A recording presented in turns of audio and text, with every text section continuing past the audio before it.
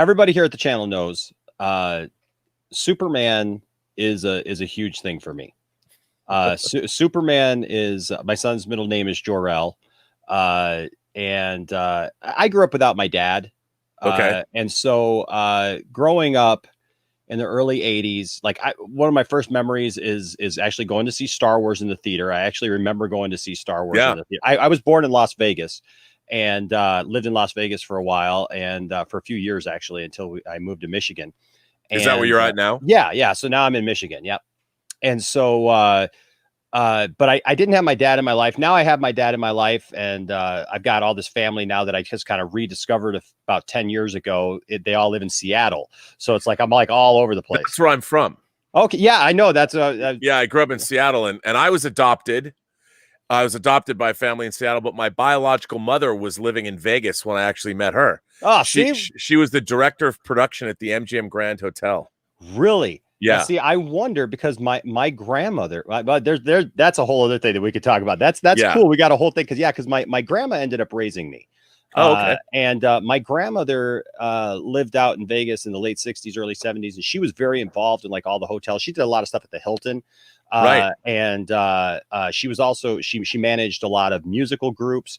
She dated Engelbert Humperdinck for a while. I think everybody dated Engelbert Humperdinck for a while. I'm not sure. But she was like friends with Tom Jones. She was friends with like all these different people and stuff. And she gave up all of that. She gave up all of that and left Vegas and raised me and my two sisters. My mom had some issues and so we moved back to Michigan because that's where my great grandma was from, and she got sick. And so we ended up back up here.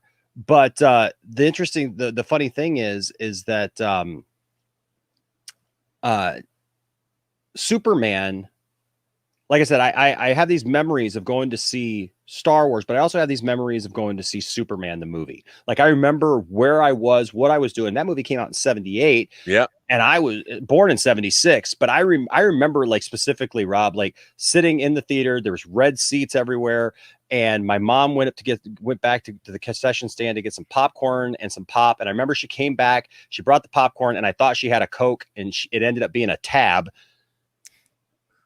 And I remember just like freaking out it was a Tab, because that's when I realized like I just had this bad memory, this horrible memory of Tab. Tab sucked. Oh my gosh. It was terrible. Right. I love Diet Coke, but Tab was the worst. Yeah, it was awful. And so my mom's always drank it.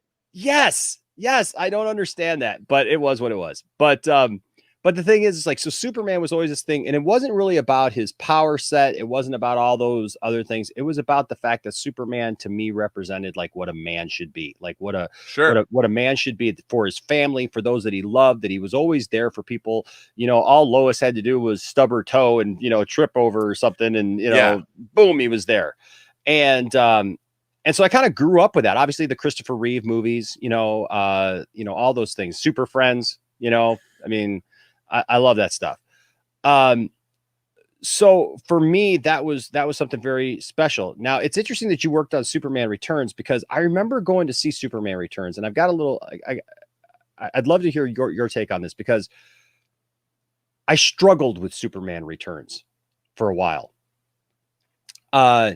Because I saw what they were trying to do, but like, I felt that the movie just struggled in places to convey that. I didn't feel that Brandon Routh was given enough sometimes to be able to, like, you couldn't root for Superman sometimes because, like, Richard White was such a good guy, right? Like you couldn't root for him to like tear that family apart, No, like it was like, I know, and it was like, I'm so torn, which I guess is a good thing sometimes in a movie, to get you to a place where it's like you don't go with the usual places that you would go, but it's interesting because last year I got to meet Brandon Routh.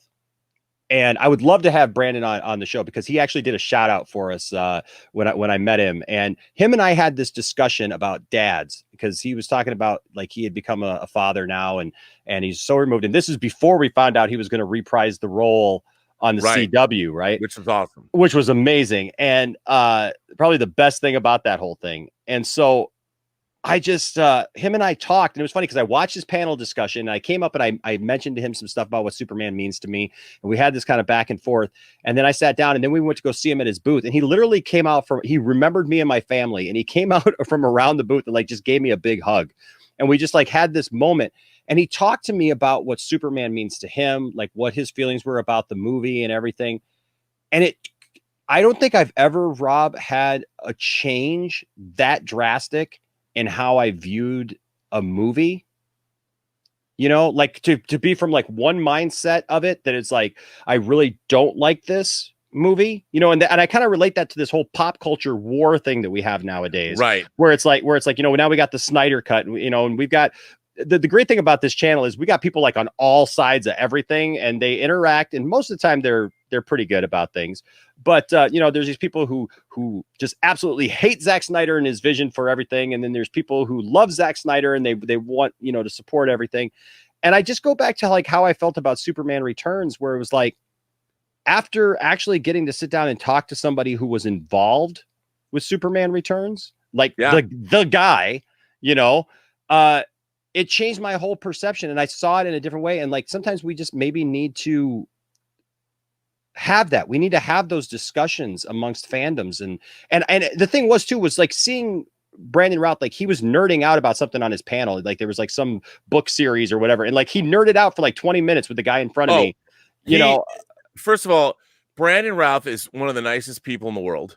Yeah. And no one worked harder than for a movie than he did. He busted his ass between the workouts and the acting lessons and busting his ass on set. I mean, he's great, but he was a total, like, in his off times, he was playing World of Warcraft. I mean, he is a straight up nerd. Yeah.